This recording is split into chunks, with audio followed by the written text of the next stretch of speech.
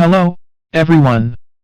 The video shows how to use YiLu Proxy Dynamic IP in Windows PC. YiLu Proxy Dynamic IP and IPS support HTTP and SOCKS5 protocols. Firstly, configure YiLu Proxy settings as shown video. Then select rotating residential or data center IP. Select a country, state, and city. Refresh. Right-click an IP and select a port.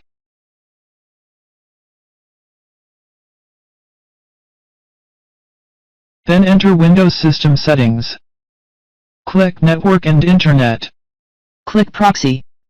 Turn on Use a proxy server. Enter IP address 127.0.0.2 and port 5500. Select it. Then click Save. Then open a browser to check IP address.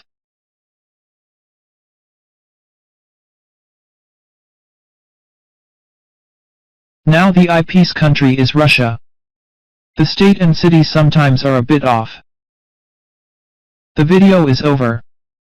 Thank you for watching and subscribing.